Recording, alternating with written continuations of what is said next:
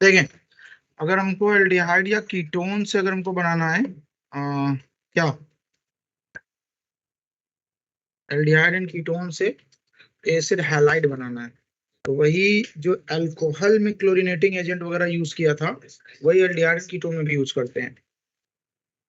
For example यहाँ पे क्लोरीनेटिंग agent PCl5 PCl3 SOCl2,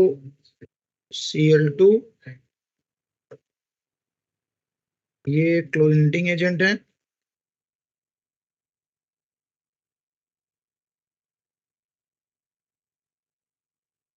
और ये अगर हम लेते हैं P4+Br2, तो ये क्या हो जाएगा? P4 में कौन सा था? रेड फॉस्फोरस, ये ब्रोमिनेटिंग हो जाएगा। एंड P4 विथ आयोडीन, तो ये क्या हो जाएगा? आयोडिनेटिंग रिएजेंट। इसमें एक मैं बता दे रहा हूं केवल, जहां पे भी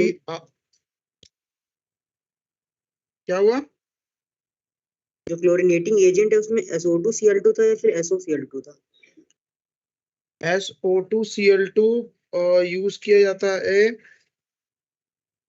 SO2Cl2 यूज किया जाता है एल्केन के क्लोरीनेशन के लिए। और जहां ऑलरेडी ROH जैसे अल्कोहल है और इसमें हम SOCl2 यूज करते हैं, तो यहाँ से ऑक्सीजन लेके ये खुद SO2 बन जाता है। ठीक है, तो याद रखना SO2Cl2 भी है क्लोरीनेटिंग एजेंट, लेकिन वो फ्री रेडिकल से रिएक्शन करता है और ये सब्स्टिट्यूशन रिएक्शन करते हैं। ठीक है। Yes sir.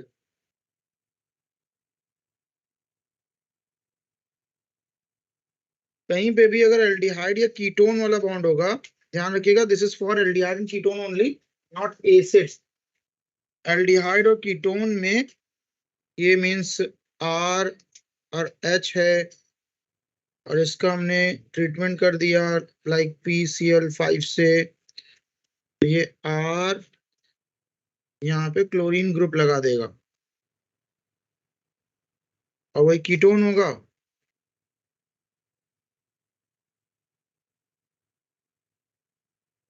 सेम प्रोसेस करो।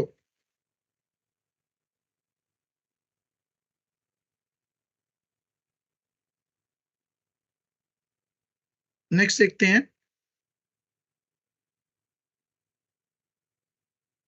क्या NBS एल्लाइलिक, ये मैं बोल रहा हूँ प्रोसेस याद रखो कि NBS जो है एलाइलिक सब्स्टिट्यूशन कराता है या बेंजाइलिक सब्स्टिट्यूशन कराता है, तो एलाइल या बेंजाइल पोजीशन चाहिए उसके लिए। ठीक है, और वो फ्री रेडिकल सब्स्टिट्यूशन रिएक्शन है, सब एक में मिक्स मत करो।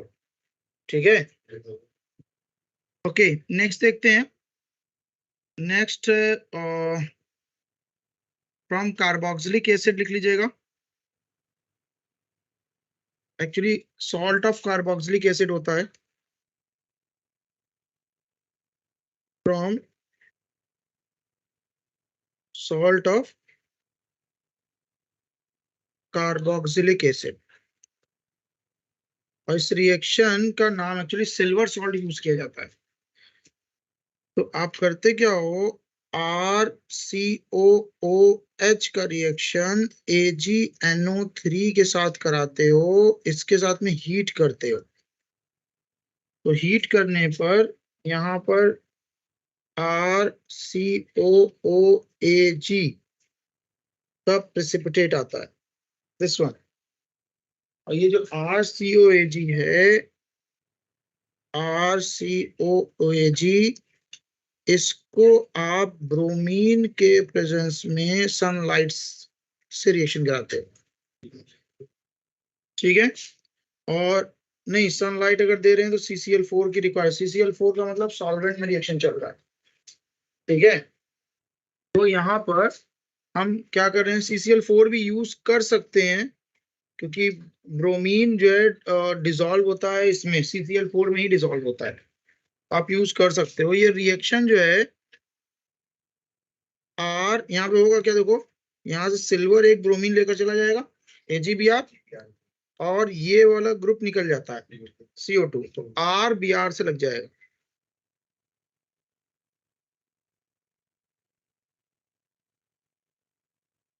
इस रिएक्शन का नाम है हंस डाइकर बोरोडाइन रिएक्शन।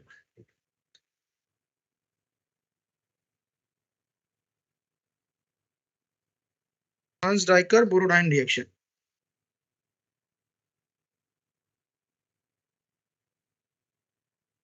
हंस डाइकर बोरोडाइन रिएक्शन, जो कि फ्री रेडिकल मैकेनिज्म से जाता है। रिएक्शन goes through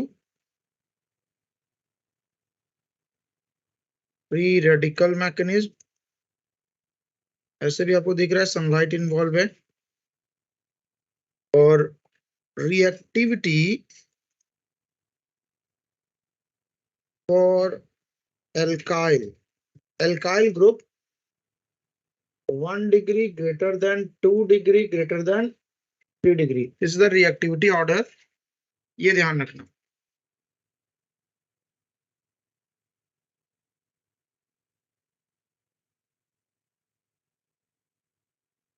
इसी में एक और रिएक्शन होता है बिरबाउम सिमोनिनी।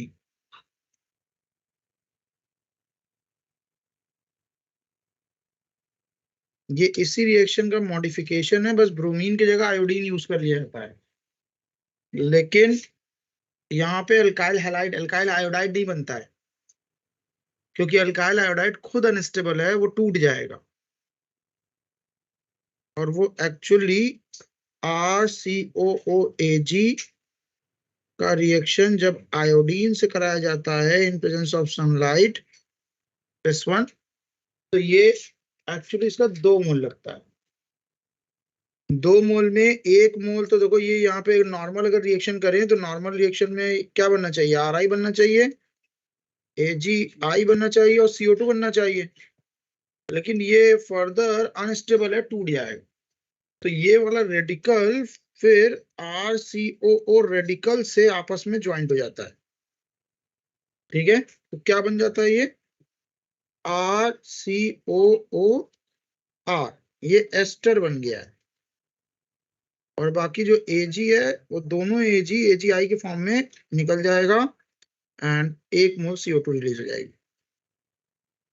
बिरबाउम सिमोनिनी में अगर हम आयोडीन यूज कर लेते हैं तो फाइनल प्रोडक्ट हमको अल्काइल आयोडाइड ना मिलकर क्या मिलता है, एस्टर मिलता है। हाँ जी,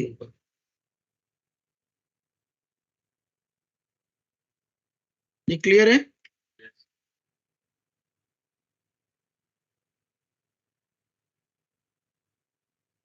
इसके अलावा कुछ और पॉलीहैलोजन कंपाउंड्स हैं जो इंपॉर्टेंट कंपाउंड्स होते हैं, उनको हम लोग देख लेते हैं।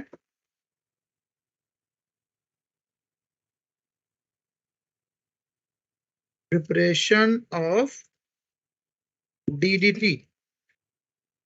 DDT का फ्लो जानते हैं,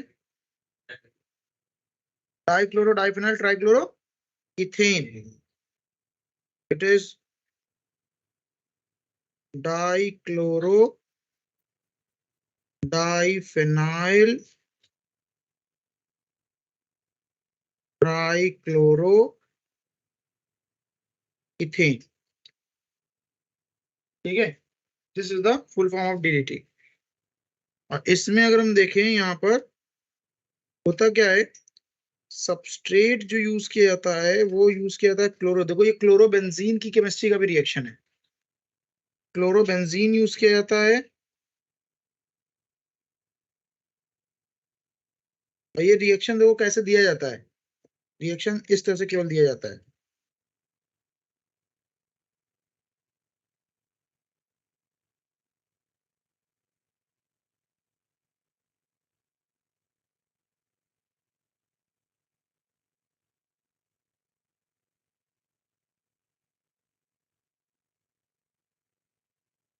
ये केवल ऐसे दिया जाता है।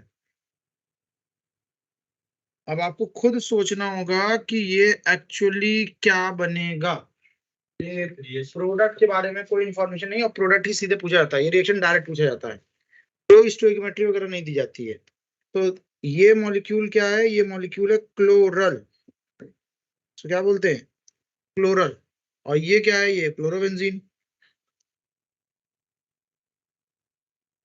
तो कभी भी क्लोरल और क्लोरोबेंजीन का रिएक्शन दिया जाए तो आपको क्या करना है, इसका एक्चुअली 2 मोल लगता है इस रिएक्शन में, इसका 1 मोल, और डीडीटी की फॉर्मेशन होती है।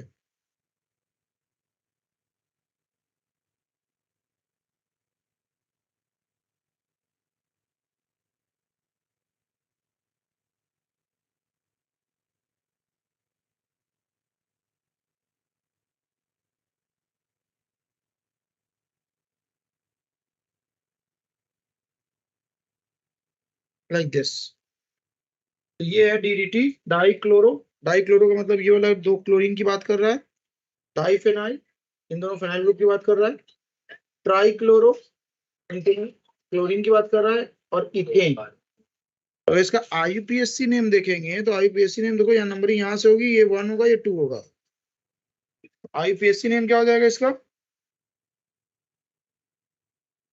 ये देखो, ये इसका नाम जो है वो क्लोरोफेनाइल वर्ड यूज किया जाता है, पैरा क्लोरोफेनाइल वर्ड यूज किया जाता है इसको, पैरा क्लोरोफेनाइल।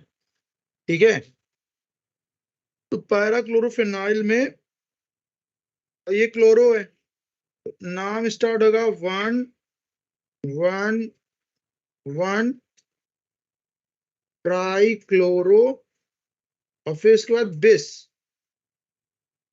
बिस इसलिए क्योंकि इस ग्रुप पे भी सब्स्टिट्यूशन है, तो बिस के बाद नहीं, पोजीशन के साथ में 2 2 बिस, और फिर ब्रैकेट में नाम लिखा जाता है क्या, पैरा क्लोरोफेनाइल। ठीक है, अब आएगा क्या, वर्ड रूट। वर्ड रूट क्या, इथेन।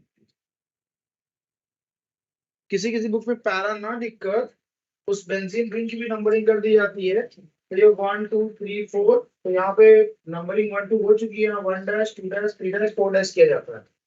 तो कहीं कहीं पे ये पी ना लिखकर इसको 4 डैश लिखा जाता है, तो 4 डैश क्लोरोफेनाइल, तो 4 dash is what, 4 dash numbering of the benzene ring. ठीक है, तो दिस इज द आईयूपीएससी नेम। और ये रिएक्शन में बोल रहा हूं, आपको इसका मैकेनिज्म नहीं पढ़ना है, बस ये समझ लीजिए ये हुआ कैसे। ये हुआ कुछ इस तरह से कि क्लोरोबेंजीन है, इसके पास पैरा पोजीशन पे जो हाइड्रोजन है, इसका 2 मोल लग रहा है, और जो क्लोरल है, क्लोरल का ये जो ग्रुप है, एल्डिहाइड ग्रुप, वो एक्चुअली यहां से वाटर लॉस हो रहा है,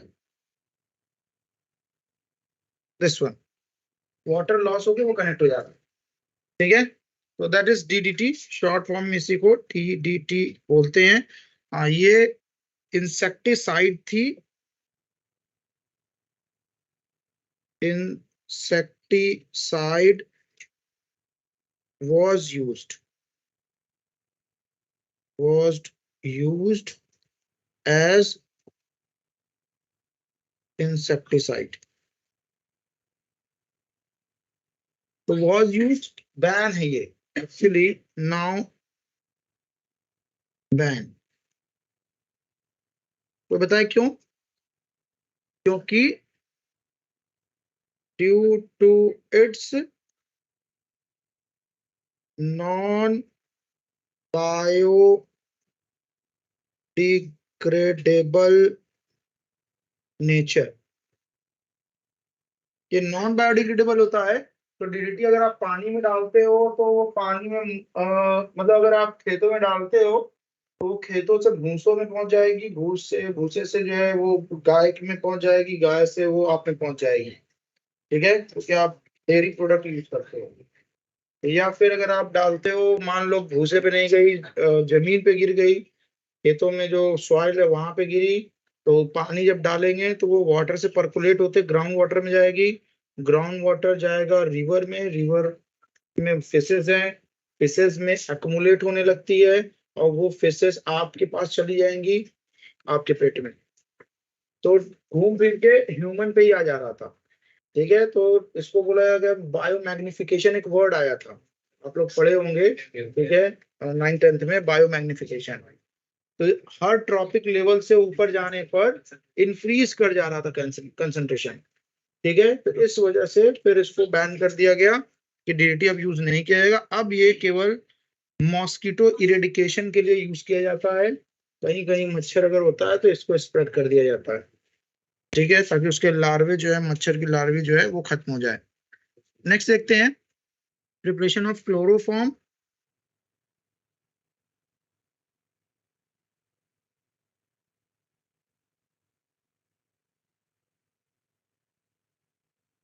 देखो ये भी बहुत इंपॉर्टेंट रिएक्शन है। इस रिएक्शन का नाम ही बोल दिया गया है हैलोफॉर्म रिएक्शन। हैलोफॉर्म रिएक्शन क्योंकि ये रिएक्शन जो है क्लोरोफॉर्म, ब्रोमोफॉर्म और आयोडोफॉर्म 3 लोगों के लिए किया जाता है। और किया क्या जाता है इसमें, ऐसा कोई हमको ग्रुप लेना होता है जिसमें C double bond OCH3 group या तो हो या तो जनरेट हो जाए। अब जनरेट कैसे हो सकता है, मान लो अगर इस टाइप का ग्रुप होता है, RCH2OH टाइप का अगर ग्रुप होता है तो ये ऑक्सीडाइज होकर इसको जनरेट करा देगा, ये बन जाएगा, सॉरी इट इज ROHCH3। अगर इस टाइप का ग्रुप है तो कोई ऑक्सीडेशन होगा तो यहाँ से हाइड्रोजन निकल के ये बन जाएगा। और ऐसा भी हो सकता है कि RCHCl मान लो ग्रुप है और ये CH3 चूंकि मीडियम बेसिक होता है इस रिएक्शन में, तो हो सकता है कि OH इसको सब्स्टिट्यूट कर दे तो ये बन जाए और यहां से ये बन जाए। हाँ, समझ आ रही है। तो स्टार्टिंग मटेरियल ये भी हो सकता है जो हमने दिया, ये मेन मटेरियल है मेन, लेकिन हो सकता है कि वो यहाँ से स्टार्ट कर दे, हो सकता है यहाँ से स्टार्ट कर दे। ठीक है, तो चाहे कहीं पे भी ये दिया हो सबस्ट्रेट, ये दिया हो, ये दिया हो, फाइनली बनेगा यही और इसी का रिएक्शन होता है। तो इसमें हैलोजन का रिएक्शन किसके साथ में, NaOH के साथ में, बेसिक मीडियम में हैलोजन का रिएक्शन कराया जाता है। और फिर उसके बाद यहाँ जस्ट स्कूल में यहाँ से क्वेश्चन आता है, right the balance haloform reaction या आइडोफॉर्म रिएक्शन। ये एनसीईआरटी का क्वेश्चन है। ठीक है, और ये जो बोर्ड एग्जाम में आता है। तो देखो होता क्या है, ऐसे समझ लो, इसका मैकेनिज्म हम लोग जो है जस्ट इसी चैप्टर में पढ़ेंगे, इसकी प्रॉपर्टी कीटोन की प्रॉपर्टी में आता है, तो डिटेलिंग वहां पे करेंगे। यहाँ बस ऐसे समझ लो कि ये यहाँ से ये टूटता है ये, और ये वाला पोर्शन टूटकर एसिड का सॉल्ट बनेगा। तो जितने भी कार्बन होंगे, मान लो यहाँ पे CH3 में H है ना, तो एक कार्बन का एसिड बन जाएगा। अगर R जो है यहाँ पे ये R में अगर H है तो एक कार्बन का एसिड बनेगा, फॉर्मिक एसिड। अगर यहाँ पे बेंजीन है R की जगह तो बेंजोइक एसिड बन जाएगा, उसका सोडियम सॉल्ट बनेगा, बिकॉज बेसिक मीडियम में एसिड नहीं बन सकता है। तो RCOONA sodium salt of carboxylic acid बना, और यही जो कार्बन टूटता है यही हैलोफॉर्म बनाता है। और हैलोफॉर्म का फॉर्मूला क्या होता है, CHX3। तो और फिर उसके बाद बाकी जो सोडियम है वो एक्चुअली हैलोजन के साथ में NaX के फॉर्म में चला जाएगा, NH2O। तो अब ध्यान से सुनो, यहाँ पे जो हैलोजन जो आ रहा है वो एक्चुअली हाइड्रोजन के हटने से आ रहा है, एक एक हाइड्रोजन हटता है और हैलोजन लगता है। तो 3 हाइड्रोजन हटा है, 3 हैलोजन लगा है, तो हैलोजन यहाँ पे ऐसे इलेक्ट्रोफाइल काम करता है। तो इसमें से एक पोर्शन X+ निकलता है, एक पोर्शन X- निकलता है। X+ वाला पोर्शन जाके लगता है यहाँ पे, माइनस वाला चला जा रहा है Na के साथ में। इसका मतलब ये हम 3 मोल लेंगे तभी तो 3X+ और 3X- निकलेगा। और उसके बेसिस पे सोडियम कितना लगेगा, सोडियम 4 लगेगा क्योंकि एक यहाँ पे यूज हुआ है और 3 इसके साथ, तो यहाँ पे ये 3 मोल ये बन जाएगा। हो गया ये। देखो इक्वेशन बैलेंस हो गया है। नाउ दिस हाइड्रोजन 3 यहाँ हाइड्रोजन हमको दिख रही है और 4 3 7, एक यहाँ पे आ गई है और बाकी 6 यहाँ पर। तो this is the balance reaction, इसी को बोलते हैं हैलोफॉर्म। क्या फिर से? क्योंकि RCOH एसिड होता, RCOH एसिड होता, बेसिक मीडियम में एसिड नहीं बन सकता।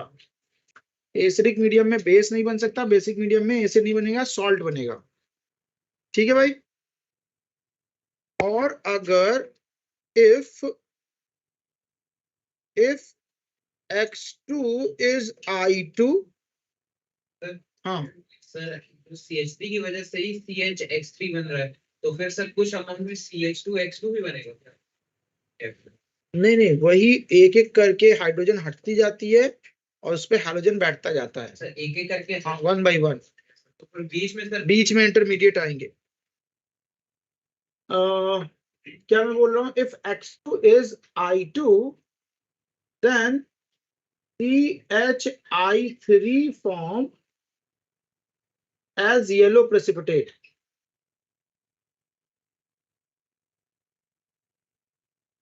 And this is known as iodoform test.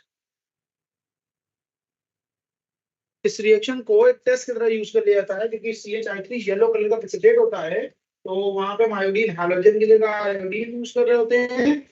और जहां पे भी मिथाइल कीटोन होता है, मैं बोल रहा हूँ स्पेसिफिकली और मिथाइल कीटोन, जहां मिथाइल कीटोन हो या मिथाइल कीटोन इन C2 जनरेट हो जाए, वो सभी इस तरह से पॉजिटिव हैलोफॉर्म या आयोडोफॉर्म टेस्ट देते हैं। तो ये बहुत बड़ा क्वेश्चन होता है, इसको मैं बोल रहा हूँ मैकेनिज्म के साथ डिस्कस करेंगे। ये बहुत बड़ा क्वेश्चन होता है कि identify among the following which gives positive iodoform test. ठीक है, तो आपको बहुत सारे सबस्ट्रेट को आइडेंटिफाई करना होता है। चलो नेक्स्ट देखते हैं, प्रिपरेशन ऑफ एराइल हैलाइड।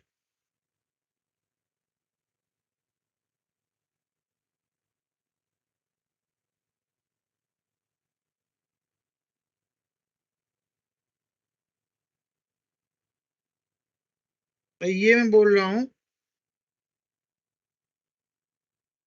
बहुत इंपॉर्टेंट है। एराइल हैलाइड को प्रिपेयर कैसे किया जाता है? पहला तो फ्रॉम बेंजीन आप बना सकते हो, और ये पढ़ चुके हो 11th में ही रिएक्शन, याद है। इट इज SEAR, बेंजीन लो, क्लोरीन लो, इसके अंदर थोड़ा आयरन डालो, तो आयरन यहाँ पे कैटलिस्ट जनरेट कर देता है। ठीक है, हाँ, डार्क में भी ये रिएक्शन हो जाता है अगर उसमें आयरन डाल दो तो। क्या डार्क कंडीशन? नहीं, कोई भी नहीं, डार्क कंडीशन नहीं रखते हैं। ये बोला गया है कि डार्क में भी रखोगे तो रिएक्शन हो जाएगा। Is it clear? अगर मान लो, देखो ये क्वेश्चन है, ये अगर यहाँ डार्क लिखा हो तो नो रिएक्शन होगा, नो रिएक्शन। लेकिन जैसे ही इवन डार्क में भी अगर हम आयरन डाल दें तो ये रिएक्शन हो जाता है। ठीक है, तो डार्क कंडीशन नेसेसरी नहीं है, ये बोला गया डार्क में भी रिएक्शन हो जाता है अगर हम आयरन डाल देते हैं, बिकॉज यहाँ पे सनलाइट की जरूरत नहीं है। रिएक्शन इलेक्ट्रोफिलिक सब्स्टिट्यूशन रिएक्शन है। इस रिएक्शन को SEAR बोलते हैं, SEAR, aromatic nucleophilic substitution reaction. और इसका मैं थोड़ा सा मैकेनिज्म डिस्कस कर दे रहा हूँ, क्योंकि SEAR 11th में 5 रिएक्शन में बोल रहा हूँ पड़े हुए हैं। ठीक है, that is halogenation, nitration, sulphonation, Friedel Crafts alkylation, Friedel Crafts acylation, और वही यहाँ पे भी है। तो एक मैं मैकेनिज्म इसका डिस्कस कर दे रहा हूँ, बाकी का कॉमन मैकेनिज्म है। ठीक है, तो अगर इसका मैकेनिज्म डिस्कस करें तो क्या हो रहा है भाई? आयरन क्लोरीन से रिएक्ट करके FeCl3 बना देगा, जो कि किसका काम करता है? कैटलिस्ट का काम करता है। और कई बार मैं बोल रहा हूँ Fe ना देकर FeCl3 दे दिया जाता है, तो और जो नहीं केवल Fe ही कैटलिस्ट हो, कोई भी लिविस एसिड हो सकता है। ये actually it is what, it is Lewis acid. तो यहाँ पे लिविस एसिड कैटलिस्ट से काम करता है। लिविस एसिड क्या होते थे याद है? लिविस एसिड होते क्या थे? जो लोन पेयर एक्सेप्ट करे। तो FeCl3 यहाँ पर क्लोरीन से लोन पेयर एक्सेप्ट करता है आयरन, और क्लोरीन ने इलेक्ट्रॉन दिया तो उसमें चार्ज कौन सा? पॉजिटिव हो जाएगा। आयरन ने लिया उस पर चार्ज कौन सा? नेगेटिव हो जाएगा। नाउ दिस वन, और यहाँ पे अब क्लोरीन, क्लोरीन पॉजिटिव चार्ज नहीं बियर करना चाहता तो वो अपने बगल वाले क्लोरीन से इलेक्ट्रॉन ले लेता है। तो अगर बगल वाले क्लोरीन से इलेक्ट्रॉन ले लेगा तो बनेगा क्या? ये हो जाएगा Cl+, और इसका नाम क्या है? Chloronium, chloronium ion. यही इलेक्ट्रोफाइल का काम करता है इस रिएक्शन में। तो हर इलेक्ट्रोफिलिक सब्स्टिट्यूशन रिएक्शन में आपको यही पता करना है कि इलेक्ट्रोफाइल कौन है। और दूसरा वाला पोर्शन क्या बन जाएगा? दूसरा वाला पोर्शन FeCl4 माइनस बन जाएगा। ये भी क्वेश्चन पूछा जा सकता है कि इसका हाइब्रिडाइजेशन क्या होगा, what the hybridization of FeCl4 minus. तो chlorine is a weak ligand है या नहीं? तो अगर वीक लिगेंड है तो आयरन का +3 ऑक्सीडेशन स्टेट है यहाँ पे, तो डी के इलेक्ट्रॉन को तो रीअरेंज करेगा नहीं। तो इलेक्ट्रॉन फिर जो 4 लोन पेयर लिया गया, एक्चुअली यहाँ पे आप ऐसे सोच सकते हो, this is complex iron +2 take 4 lone pair from the chlorine. तो 4 लोन पेयर लिया गया है, तो 4 हाइब्रिड ऑर्बिटल चाहिए। हाँ +3 में D5 रहता है, 3D5 4S0, ठीक है। तो S में एक लोन पेयर, बाकी 3 लोन पेयर P में लिया जाएगा। क्या हाइब्रिडाइजेशन निकला इसका? sp3 hybridisation. अगर हाइब्रिडाइजेशन पूछ ले तो कोऑर्डिनेशन से, ठीक है। टेट्राहेड्रल पैरामैग्नेटिक 5 अनपेयर्ड इलेक्ट्रॉन, ठीक है।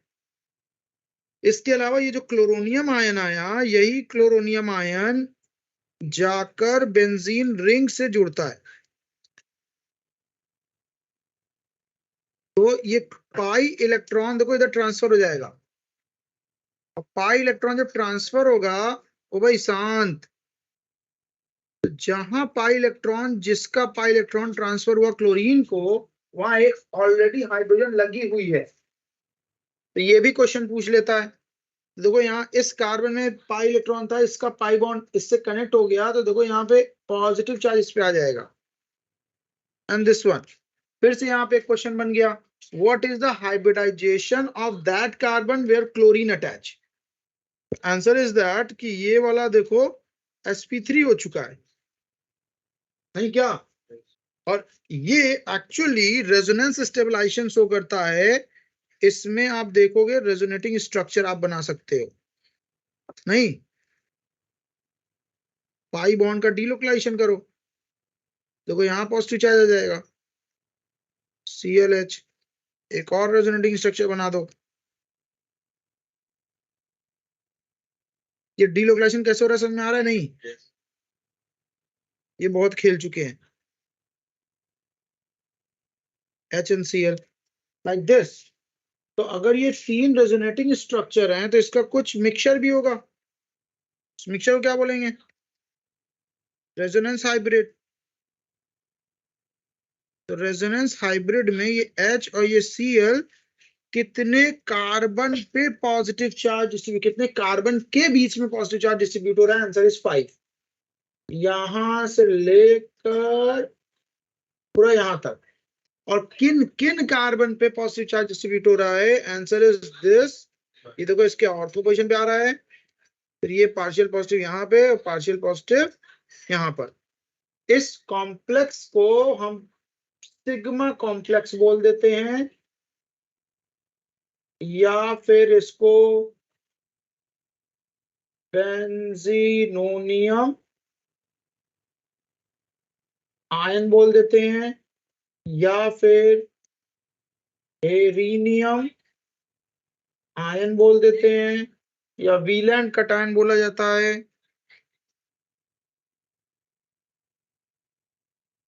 वीलैंड कटायन बोल दिया जाता है। बेंजीनोनियम एरिनियम, वेलेंट कटायन, सिग्मा कॉम्प्लेक्स, सब इसी का नाम है। ठीक है, तो अब आप ये एक स्टेप का रिएक्शन है, और ये जो पहला स्टेप है, ये step actually this step is slow, यही आरडीएस है। और फिर उसके बाद अगले स्टेप में, जो कि फास्ट स्टेप में है, होता क्या है, अगले स्टेप में वापस एरोमेटाइजेशन हो रहा होता है, क्योंकि ये बेंजीन रिंग देखो यहाँ पे नॉन एरोमेटिक हो गई है। तो नॉन एरोमेटिक है तो इसका मतलब है कि उसकी स्टेबिलिटी कम हो गई है। तो ये फिर क्या करेगा, यहां से हाइड्रोजन का इलेक्ट्रॉन खींच लेगा, हाइड्रोजन का इलेक्ट्रॉन खींच लेगा, हाइड्रोजन निकल जाएगा। और हाइड्रोजन का इलेक्ट्रॉन खींचने में हेल्प कौन करता है, हेल्प करेगा यही FeCl पे जो 4 क्लोरीन लग गया है, एक एक्स्ट्रा क्लोरीन आ गया है, यही एक्स्ट्रा क्लोरीन जाएगा यहां से हाइड्रोजन निकलवाएगा। ठीक है, दिस वन। तो ये क्या बन जाएगा, ये वापस बन जाएगा क्लोरोबेंजीन, और ये HCl बन जाएगा, और जो FeCl4 था वो वापस से क्या बन गया, FeCl3। अब जाके आगे किसी क्लोरीन मॉलिक्यूल को पकड़ेगा। ठीक है, तो ये प्रोसेस चलता रहेगा। तो ये मैकेनिज्म मैं बोल रहा हूँ 11th में डिस्कस किया हुआ है, ध्यान रखिएगा। हाँ, यहां पर हटा इसको,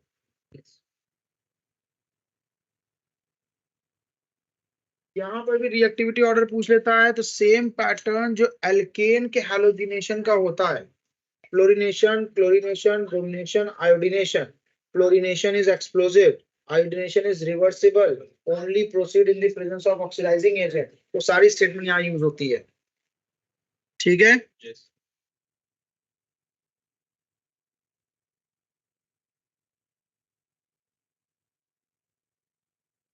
वो लाइन मैं मेंशन कर दे रहा हूँ।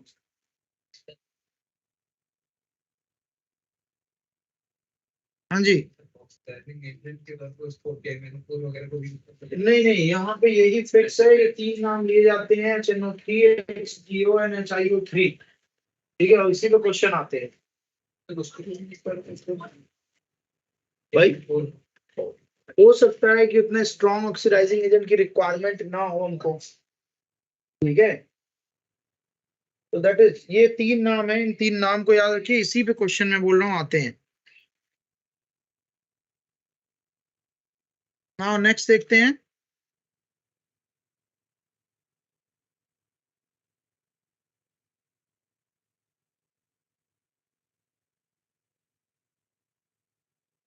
स्वार्ट्स रिएक्शन,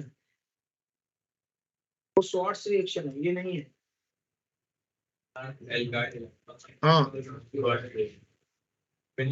नहीं नहीं, इसमें फ्लोरिनेशन अल्काइल बेंजीन में, एराइल बेंजीन में करना हो तो अलग तरह से करते हैं। नेक्स्ट लिखिएगा, फ्रॉम बेंजीन डाइएजोनियम सॉल्ट, और ये खुद बहुत ज्यादा इंपॉर्टेंट है, ये खुद बहुत ज्यादा इंपॉर्टेंट रिएक्शन है, benzene diazonium salt. Diazonium salt कैसे बनता है पहले वो हम बना दे, क्योंकि रिएक्शन का सीक्वेंस स्टार्ट किया जाता है, तो वही नहीं पता रहता है कि आया कहां से है। तो ध्यान दीजिएगा, सीक्वेंस रिएक्शन अगर हम देखें तो रिएक्शन हम यहां से स्टार्ट कर सकते हैं। आपको याद है, रेड हॉट आयरन से अगर हम ये पास कर दें इथाइन को, क्या बनता था, ये बेंजीन बनता है। तो आपको खुद सोचना पड़ेगा कि इसका 3 मोल लगा था, वो पेरिसाइक्लिक रीअरेंजमेंट ऑफ इलेक्ट्रॉन के थ्रू जो है ये बना था। और फिर इसका अगर हम concentrate HNO3 with concentrate H2SO4, तो ये प्रोसेस क्या था, प्रोसेस क्या था, ये प्रोसेस था नाइट्रेशन। नाइट्रेशन जिसमें इलेक्ट्रोफाइल कौन सा जनरेट होता है, जैसे हैलोजिनेशन में फ्लोरोनियम आयन आया, उसी तरह से नाइट्रेशन में नाइट्रोनियम आयन इलेक्ट्रोफाइल होता है, और ये नाइट्रो ग्रुप जाके बैठ जाएगा बेंजीन रिंग पर, ये नाइट्रो ग्रुप बैठ गया NO2। और इसका फिर रिडक्शन कराया जाता है टिन विद कंसंट्रेट HCl के साथ में, इसको हीट करते हैं। तो टिन और कंसंट्रेट HCl एक्चुअली यहां से SnCl4 एंड H2 जनरेट करके नेसेंट हाइड्रोजन जनरेट करते हैं, और वो नेसेंट हाइड्रोजन नाइट्रो को कन्वर्ट रिड्यूस करता है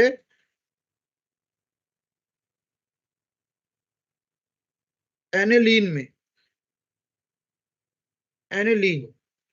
तो याद रखिएगा डाइजोमियम सॉल्ट के लिए जो प्रिकर्सर लिया जाता है वो एनिलीन ही लिया जाता है, और इस एनिलीन का रिएक्शन कराया जाता है,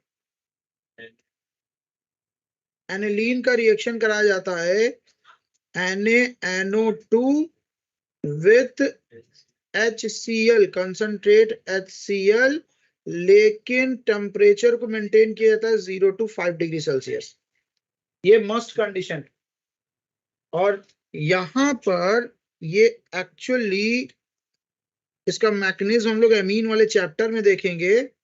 अभी केवल आपको याद रखना है ये N2Cl, N2 plus and Cl minus के फॉर्म में ये बेंजीन डाइजोमियम क्लोराइड बनाता है, बेंजीन डाइजोनियम क्लोराइड ये बनता है। और यही इस रिएक्शन की स्टार्टिंग है, क्योंकि हमको यहाँ से बेंजीन डाइजोनियम सॉल्ट से ही रिएक्शन स्टार्ट करना है। तो ये सॉल्ट कहाँ से आया हुआ है ये पता होना चाहिए, ठीक है। तो सीक्वेंस एल्काइन से स्टार्ट कर सकता है, इथाइन से। हो गया। ये नाइट्रोनियम आयन है जो कि इलेक्ट्रोफाइल का काम करता है। ओके, एक बार जब ये सॉल्ट तैयार हो गया हमारा, तो इसके ऊपर थोड़ा सा ऊपर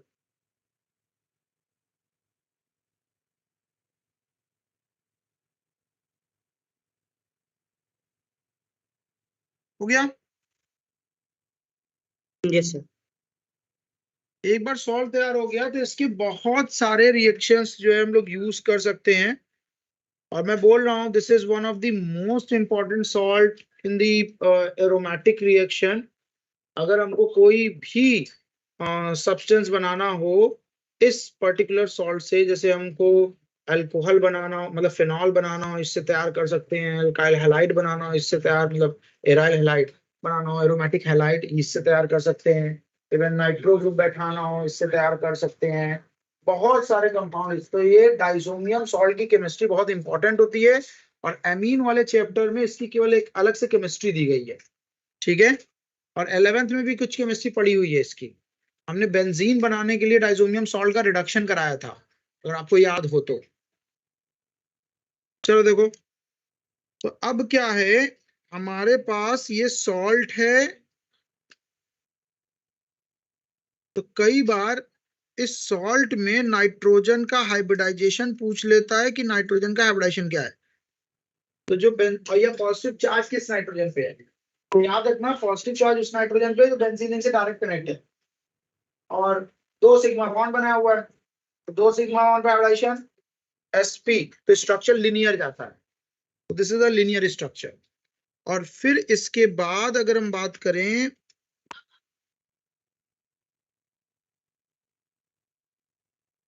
ये अलग अलग कंडीशन में रिएक्शन देने लगते हैं। फॉर एग्जाम्पल, अगर हम इसका रिएक्शन HCl विथ Cu2Cl2, तो किसी किसी बुक में केवल CuCl लिखा होता है, एक ही बात है, ठीक है, but more appropriate is CuCl2।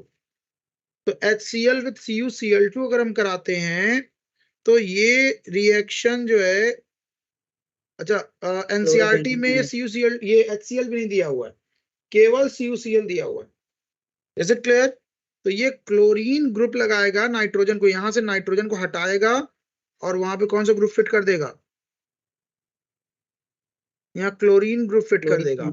और डाइजोमियम की कोई भी केमिस्ट्री हो, ठीक है, जहां पे बेंजीन रिंग इन्वॉल्व होगी वहां नाइट्रोजन गैस निकल जाती है। अगर यहाँ पर इस सबस्ट्रेट के बजाय हम HBr ले लें HBr ले लें इन the presence of Cu2Br2। NCERT में HBr नहीं, केवल CuBr दिया हुआ है, ठीक है। तो यहां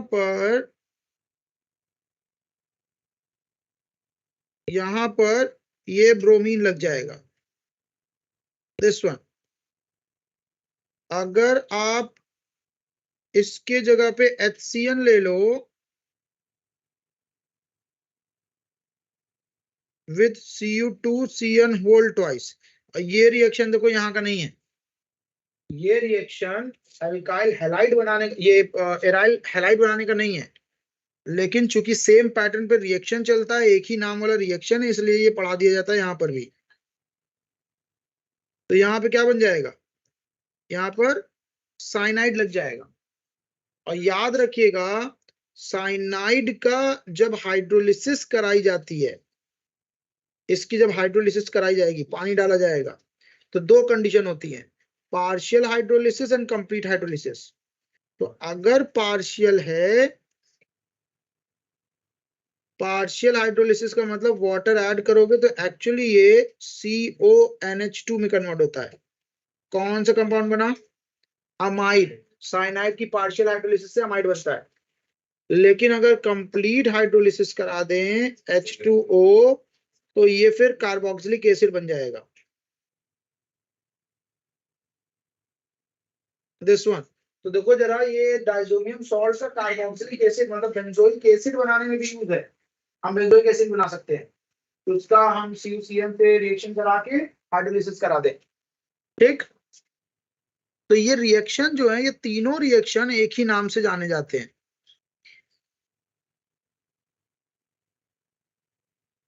ये तीनों रिएक्शन एक ही नाम से जाने जाते हैं। रिएक्शन का नाम है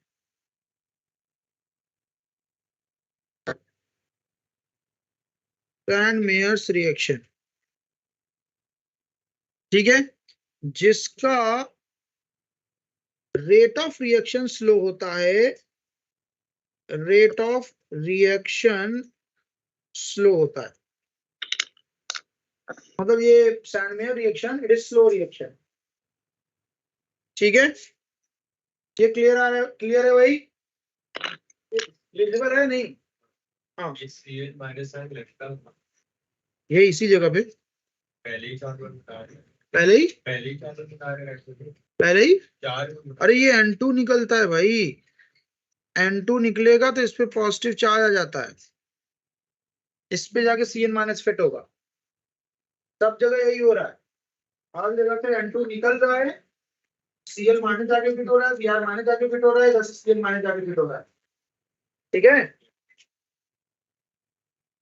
ओके, इसके बाद इस रिएक्शन में थोड़ा मॉडिफिकेशन किया गया कि रेट को बढ़ाया जाए। तो रेट को बढ़ाने के लिए क्या किया कि HCl यूज किया विथ कॉपर पाउडर, या HBr यूज किया विथ कॉपर पाउडर,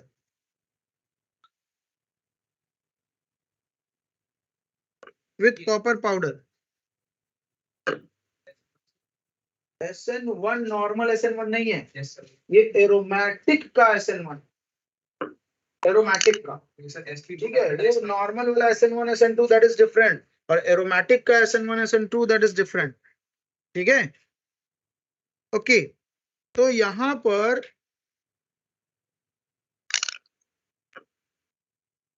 भी क्लोरोबेंजीन बन जाता है, और यहां पर ब्रोमोबेंजीन बन जाता है, लेकिन रिएक्शन का नाम बदल गया है। रिएक्शन का नाम है, इट इज, ये विजिबिलिटी है नहीं है, इस कलर की विजिबिलिटी है,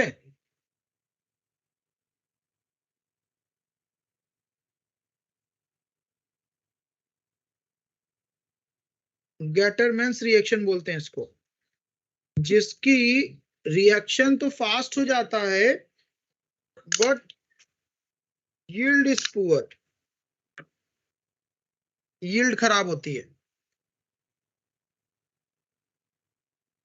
फिर अगर हमको, अभी देखो हमने क्लोरोबेंजीन ब्रोमोबेंजीन बना लिया है, आइडोबेंजीन एंड फ्लोरोबेंजीन वो बाकी है, तो उसके लिए देख लो, अगर इसका रिएक्शन हम सीधे करा दे के आई से, के आई माइनस इस पे अटैक कर देगा, क्या बना देगा, आइडोबेंजीन बना देगा, नाइट्रोजन निकल जाएगा N2 के फॉर्म में। इस रिएक्शन में कोई नाम नहीं है।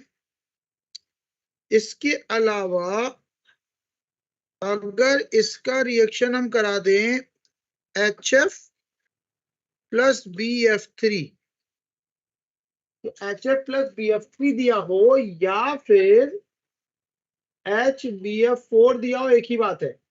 HBF4 में H प्लस है और BF4 माइनस है, तो एक्चुअली पहले आयन का एक्सचेंज होता है। कौन से आयन का एक्सचेंज?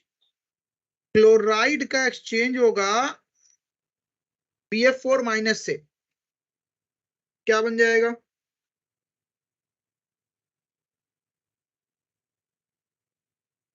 ये बन जाएगा N2 plus BF4 minus.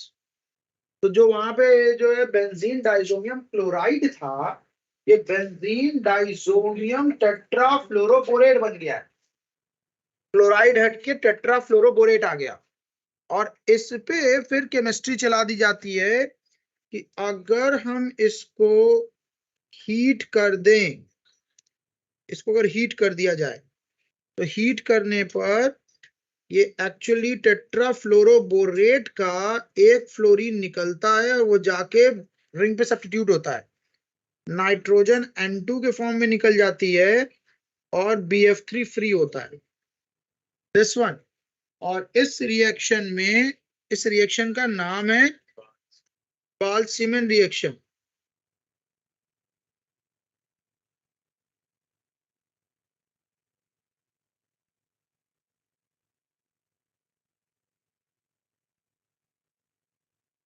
बाल्सीमन reaction chloro benzene बनाने के लिए होता है। हाँ, रिएक्शन का ये हो गया।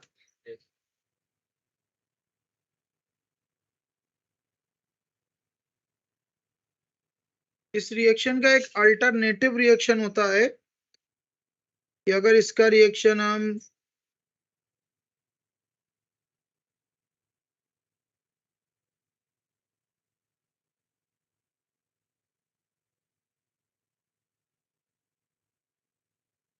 AgNO2 से करा दें, तो ये नाइट्रोबेंजीन बनाने में हेल्प करता है। उसका अल्टरनेट है, ये बाल्सीमन रिएक्शन नहीं है। नेक्स्ट देखते हैं। सर हाँ जी, जो हमने आयोडोबेंजीन बनाया उसको सैंड में या फिर गैटरमैन से नहीं बना सकते? नहीं नहीं नहीं, वो उस तरह से नहीं बनता, ठीक है। यस। नाउ नेक्स्ट देखते हैं।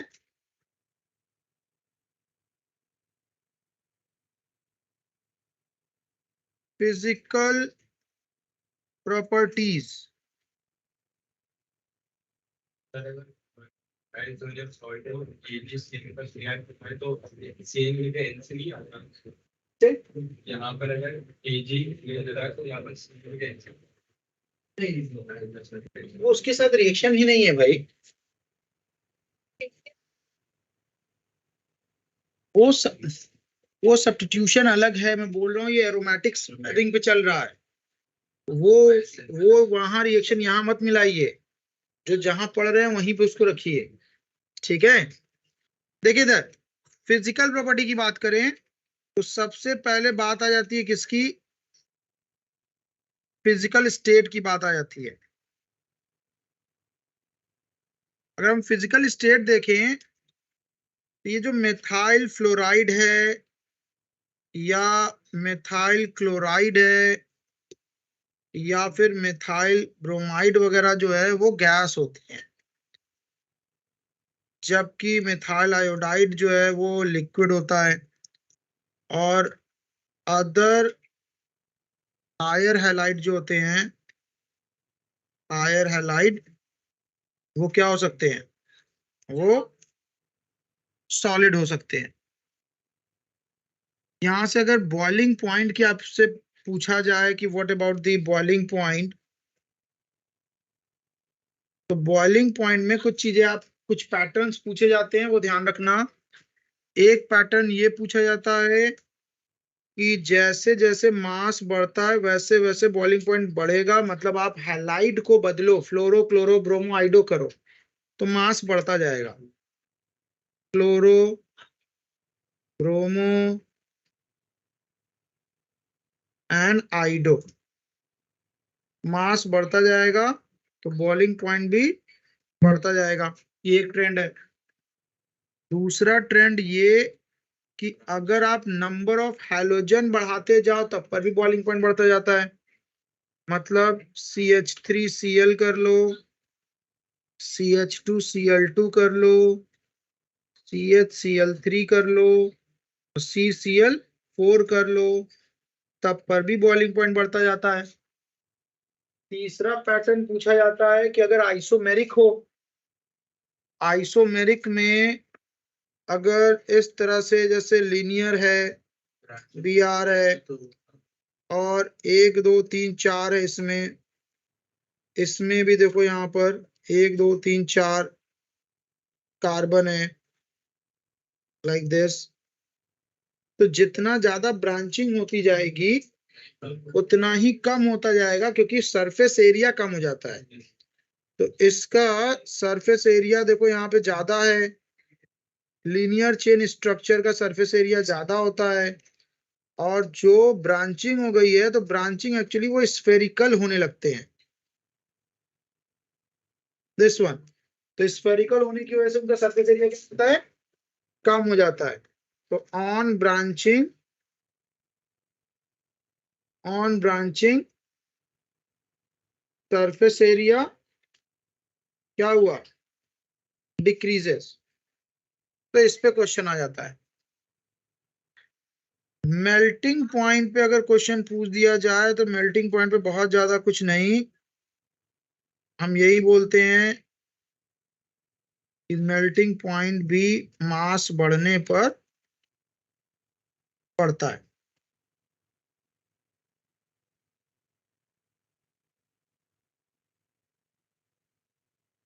This one. इसके अलावा क्वेश्चन आ जाता है डाइपोल मोमेंट पे, और ये एक्सेप्शनल प्रॉपर्टी होती है, डाइपोल मोमेंट म्यू। याद है किसी को, केमिकल बॉन्डिंग में इसका डाइपोल मोमेंट का ऑर्डर पड़ा था, आपको याद होना चाहिए। मिथाइल क्लोराइड का डाइपोल मोमेंट मिथाइल फ्लोराइड से ज्यादा होता है, और फिर methyl bromide and then methyl iodide. ये एक्सेप्शन था, और इसको अच्छे से याद करना पड़ेगा, और ये बहुत ज्यादा क्वेश्चन पूछा जाता है। रीजन क्या है, आवाज नहीं, क्या कर रहे हो किसान,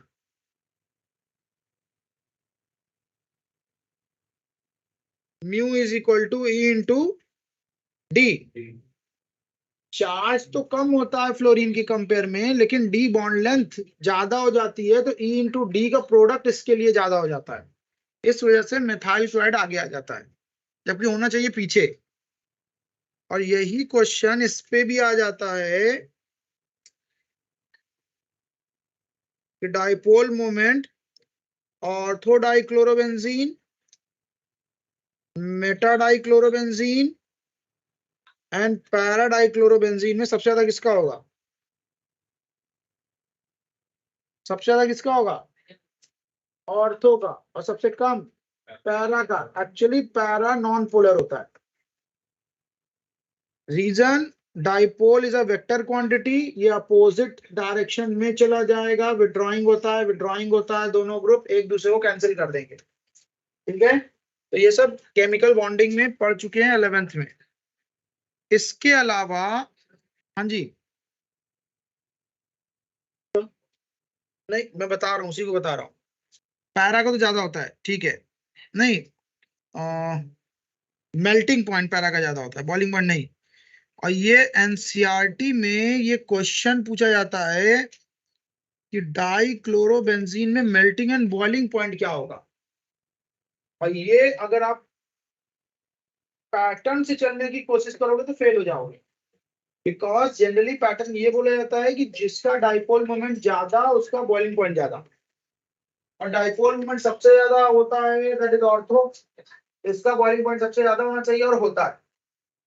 और फिर सबसे कम किसका होना चाहिए, सबसे कम पैरा का होना चाहिए, क्योंकि ये इसका डाइपोल मोमेंट तो 0 है ना, तो बॉइलिंग पॉइंट भी सबसे कम होना चाहिए, लेकिन नहीं होता है, बीच का होता है। Is it clear? तो ये आपको एक्सेप्शनल ऑर्डर याद रखना पड़ेगा। हाँ, सबसे ज्यादा मेल्टिंग पॉइंट और सबसे ज्यादा बॉइलिंग पॉइंट वाला पता चल जाएगा कि कौन सबसे ज्यादा मेल्टिंग पॉइंट है। कौन मेल्टिंग पॉइंट के लिए जिसमें सब सिमेट्री सबसे अच्छी हो, तो सिमेट्री सबसे अच्छी कहाँ पे मिलेगी, सबसे अच्छी सिमेट्री इस जगह पे मिलेगी, इसमें प्लेन ऑफ सिमेट्री है, सेंटर ऑफ सिमेट्री है नहीं? तो बाकी जगह पे प्लेन ऑफ सिमेट्री वगैरह तो है, लेकिन सेंटर ऑफ सिमेट्री वगैरह नहीं है। तो जितनी एक्सिस ऑफ सिमेट्री है, तो जितनी ज्यादा सिमेट्रिकल स्ट्रक्चर होगा उतना ज्यादा उसका मेल्टिंग पॉइंट होता है। तो आप देखो जरा, बॉइलिंग पॉइंट का ऑर्डर क्या गया, बॉइलिंग पॉइंट का सबसे ज्यादा बॉइलिंग पॉइंट गया ऑर्थो का, और ऑर्थो के बाद होना चाहिए था मेटा का, लेकिन para then meta, boiling point का ऑर्डर। तो ये ऑर्डर याद रखना पड़ेगा। जबकि मेल्टिंग पॉइंट में भी सबसे ज्यादा किसका वो बता दोगे, दैट इज पैरा, लेकिन उसके बाद में ये आपको याद ही करना पड़ेगा कि यहां पर देखो सबसे कम किसका है। तो आप एक चीज याद रख लो, एक चीज याद रख लो, क्या, सबसे कम मेल्टिंग एंड बॉइलिंग पॉइंट किसका होता है, मेटा का। ज्यादा वाले तो पता ही रहेगा, सबसे कम मेटा का ही होता है। तो अगर ये याद रख लोगे तो तुमको जो है ये क्वेश्चन कभी भी गलत नहीं होगा। नाउ एक क्वेश्चन आता है डेंसिटी पर। डेंसिटी पे क्वेश्चन क्या आता है, among the following which is more denser than water। तो मोर डेंसर देन वाटर की बात करें तो अगर आप किसी अल्काइल फ्लोराइड या अल्काइल क्लोराइड की बात करो, अल्काइल फ्लोराइड या अल्काइल क्लोराइड की, वो होंगे are less denser than water, इनकी डेंसिटी वाटर से कम होगी। लेकिन अगर आप अल्काइल ब्रोमाइड या अल्काइल आयोडाइड की बात करो तो ये क्या होंगे, are more denser than water. जबकि अगर आप पॉलीहैलाइड की बात करो, पॉलीहैलाइड की बात करो, मोर denser than water, this one. तो इस पे क्वेश्चन आ जाता है, और आया था क्वेश्चन, और वो क्वेश्चन कहां से आया था, वो क्वेश्चन यहां से आया था। ये एनसीईआरटी में एक डेटा शेयर किया हुआ है, एनसीईआरटी में एक डेटा शेयर किया हुआ है, ठीक है। और यहाँ से क्वेश्चन उठा के पूछ दिया और कंफ्यूजन हो गया कि कैसे पता करेंगे कि किसकी डेंसिटी ज्यादा होती है किसकी कम होती है।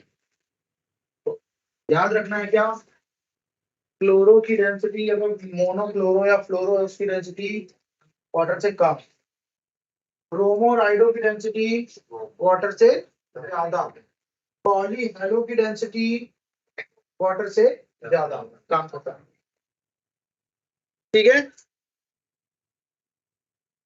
नाउ नेक्स्ट है सॉल्युबिलिटी।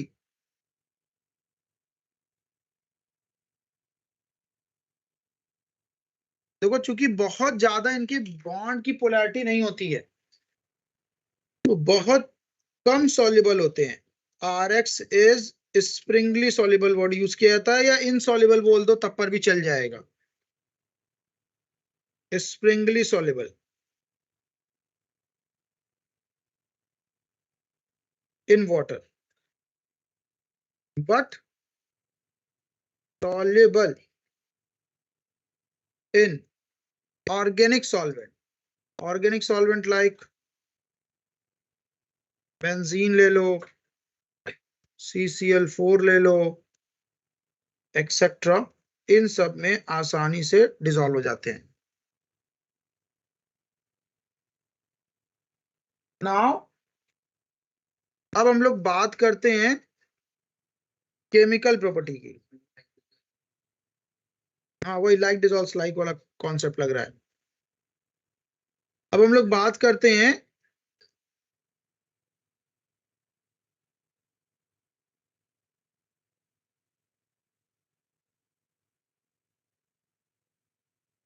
Chemical properties.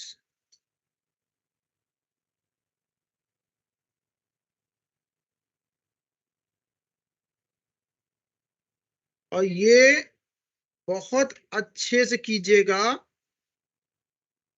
क्योंकि इसकी केमिकल प्रॉपर्टी अगर अच्छे से तैयार हो गई तो आपका 11th हाइड्रोकार्बन भी तैयार हो रहा है, आपका अगला चैप्टर अल्कोहल फिनॉल ईथर वाला भी तैयार हो रहा है। ठीक है, वो सब तैयार हो रहे हैं। 11th का एल्कीन वगैरह, इसमें एल्कीन वगैरह की केमिस्ट्री आ जाती है। तो केमिकल प्रॉपर्टीज में आपको 3 तरह के रिएक्शन मेनली देखने होते हैं। एक रिएक्शन होता है न्यूक्लियोफिलिक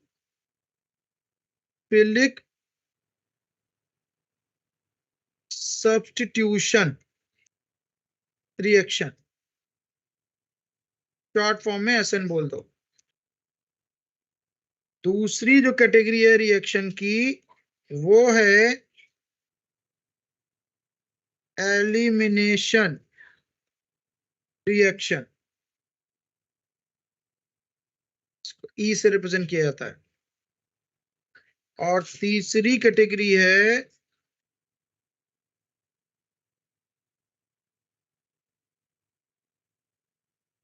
रिएक्शन विथ मेटल। ये 3 कैटेगरी में इनके पूरे रिएक्शन को समझा जाता है, जिसमें SN topic itself is huge topic. SN और E काफी बड़े टॉपिक है। तो SN अगर बात करें तो SN रिएक्शन की अलग अलग कैटेगरी हो जाती है।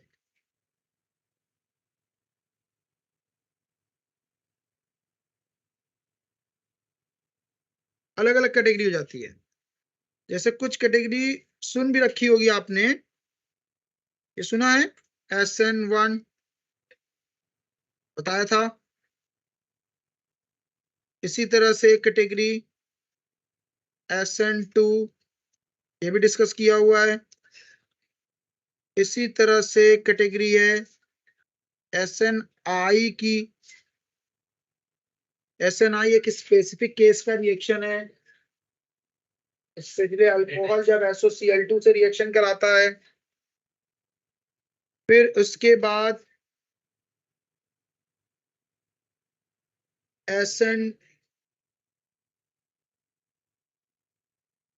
SN2 प्राइम है। इसके बाद एक कंडीशन को बोलते हैं जिसमें बोलते हैं NGP। NGP का मीनिंग है नेबरिंग ग्रुप पार्टिसिपेशन। यहाँ पे 2SN2 होते हैं। 2SN2 का मतलब एक्चुअली पहला SN2 होता है इंटरनल, और फिर SN2 होता है एक्सटर्नल। मतलब ये मॉलिक्यूल के अंदर ही कोई ऐसा होता है जो न्यूक्लियोफाइल का काम कर रहा होता है, तो पहले वही अटैक करा देगा, लिविंग ग्रुप को हटा देगा और फिर बाहर से किसी को एंट्री दे देगा। तो इसको बोल देते हैं नेबरिंग ग्रुप पार्टिसिपेशन। इसमें पड़ोसी मुल्क का हाथ होता है। और last one is SNAR, aromatic nucleophilic substitution reaction. Aromatic nucleophilic substitution reaction में aromatic nucleophilic substitution alkyl aryl halide की केमिस्ट्री स्टार्ट हो जाएगी।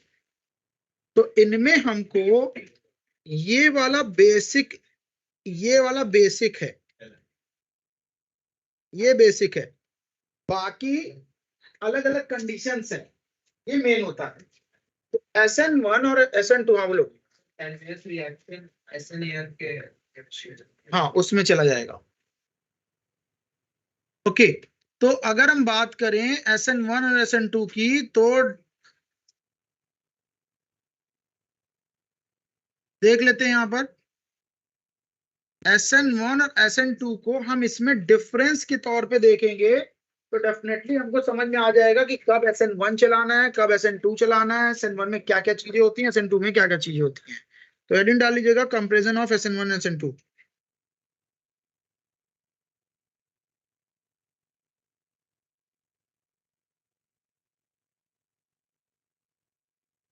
क्या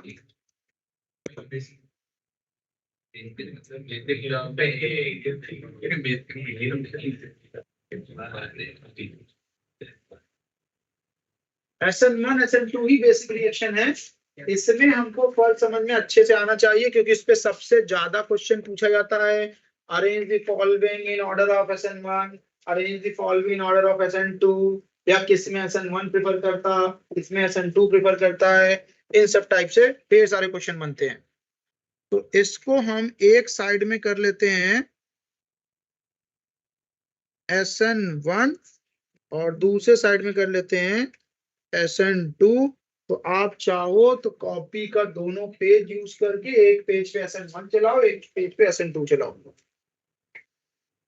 वो ज्यादा बेटर होगा। तो कॉपी के दोनों साइड, अरे एक पेज छोड़ दो उसके बाद लिख लो, आमने सामने कर लो न्यू फ्रेश पेज पे, बाकी इंफॉर्मेशन मतलब पीछे वाले पेज पे डाल देना।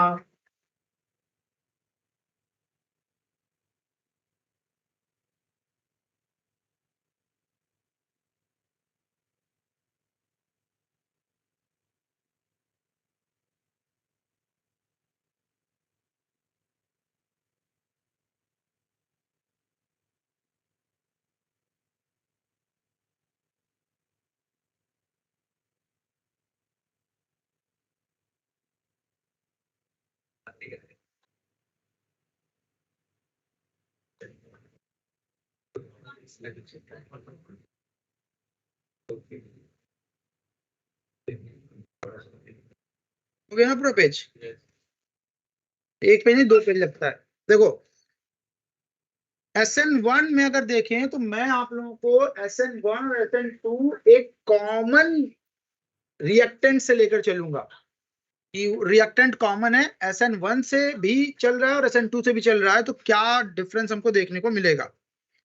और हम एक कायरल रिएक्टेंट ले लेते हैं, मतलब जिसमें कायरल सेंटर हो।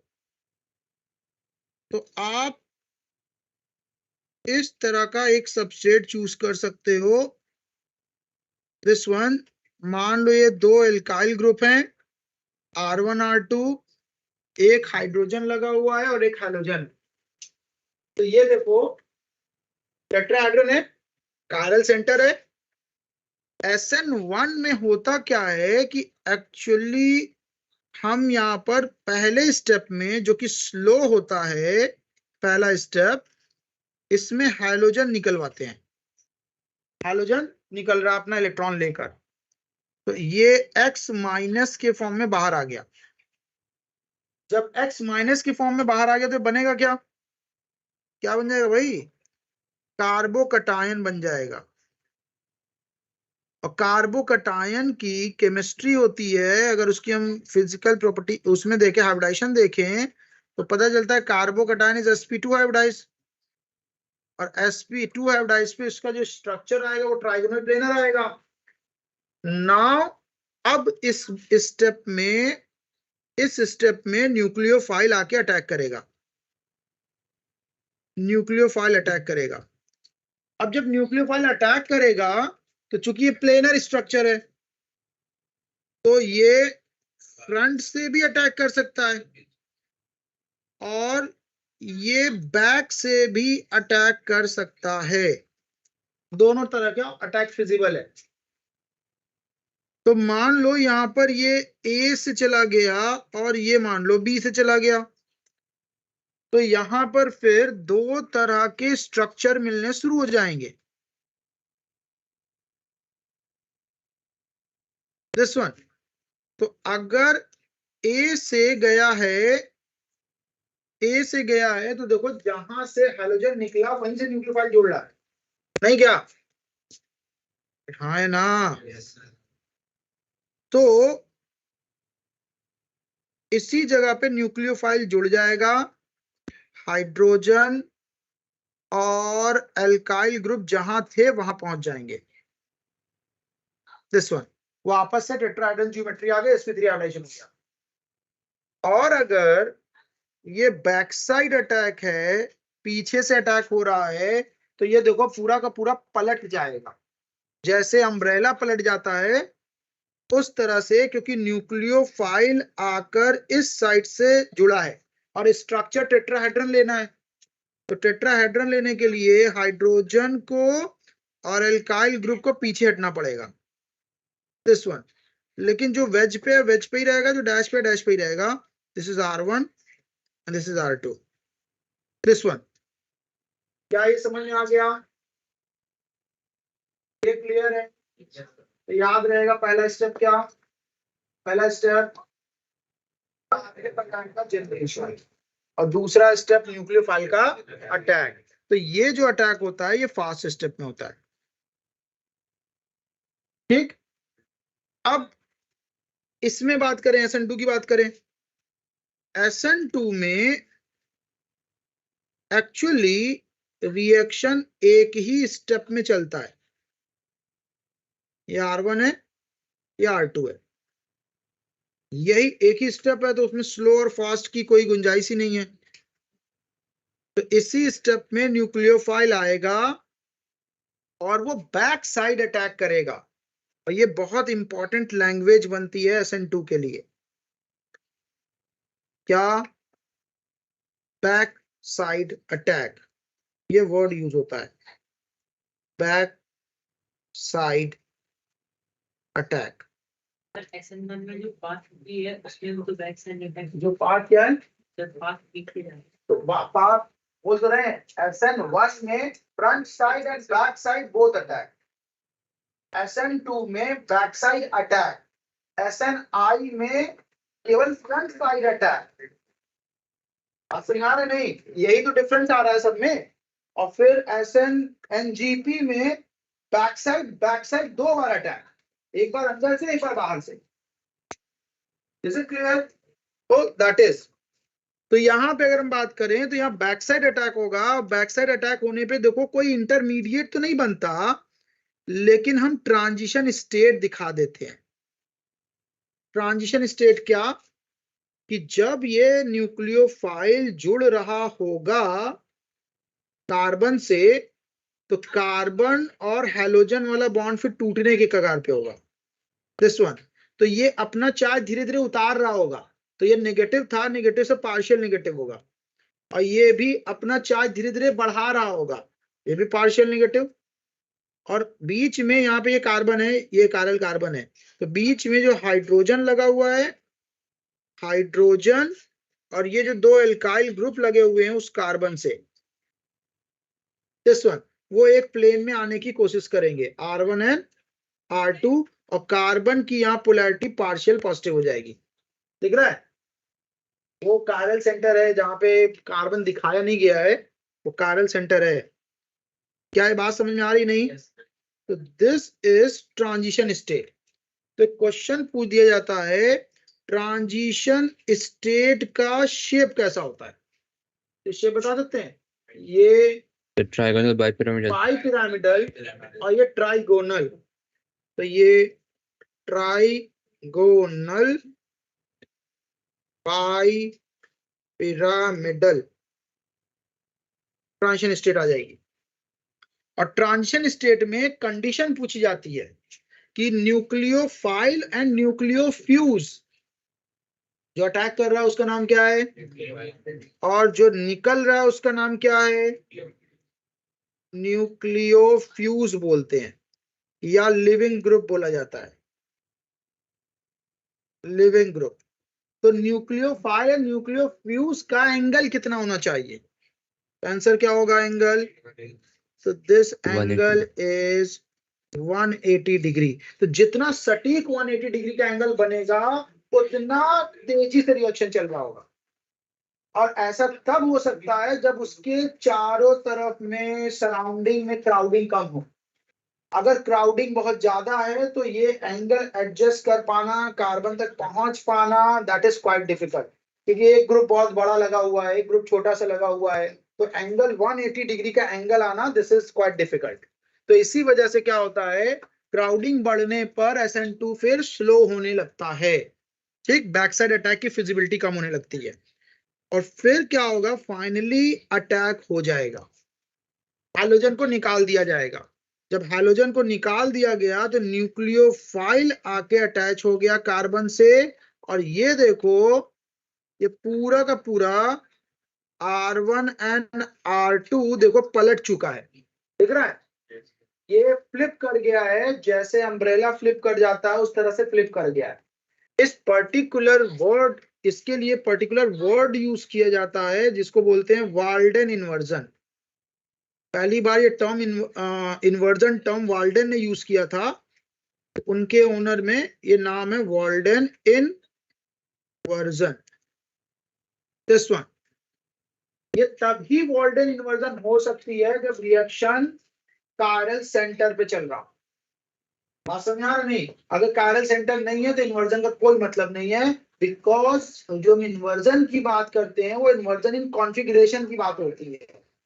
R से S हो जाएगा, S से R हो जाएगा। Is it clear? तो दैट इज, तो ये ध्यान रखना। तो ये क्लियर है भाई? चलो मैं यहीं पे स्टॉप कर रहा हूँ, अटेंडेंस ले लेता हूँ।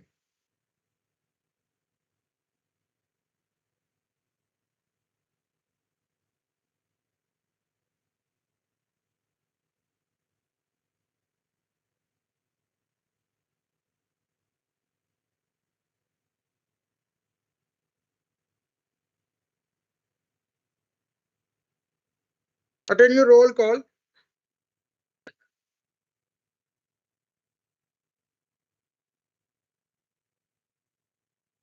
Aditya,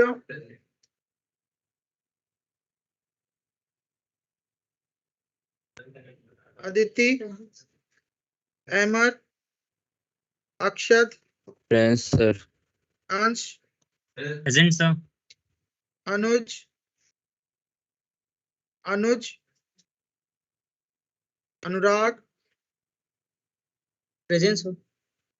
Aryan, Ashutosh,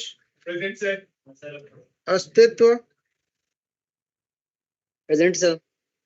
Ayush Patel, Devansh, Divyanshi, present sir. दिव्यांशु सिंह, गौरिका,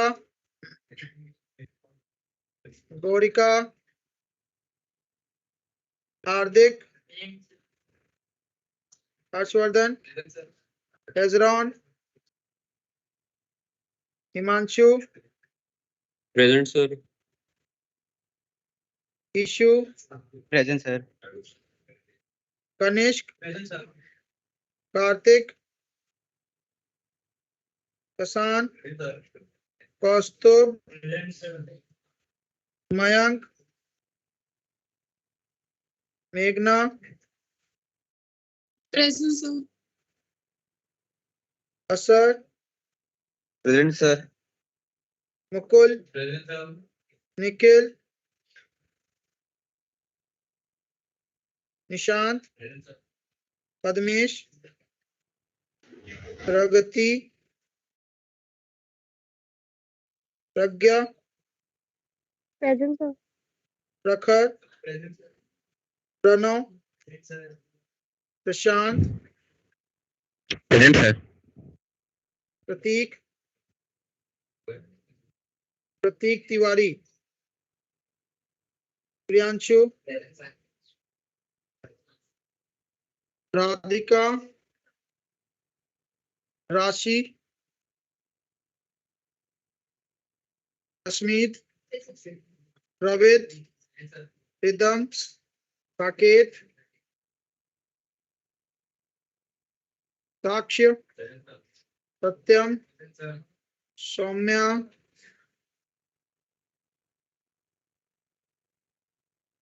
सौम्या,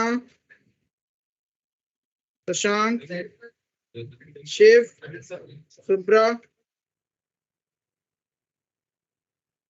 श्रीनिवास, सृष्टि, सुहानी, स्वास्तिक, तनु,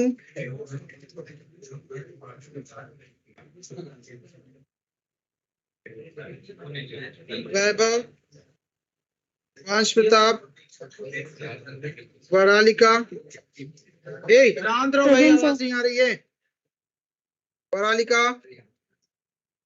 Present, sir. वर्तमान, यथार्थ, Present, sir. Zainab, Present, sir. Nainika, Present, sir. रानी, Present, sir. Ayush Pratap Singh, Present, sir. मुस्कान, मुस्कान है, वैष्णवी, आयुष सिंह, आयुष सिंह,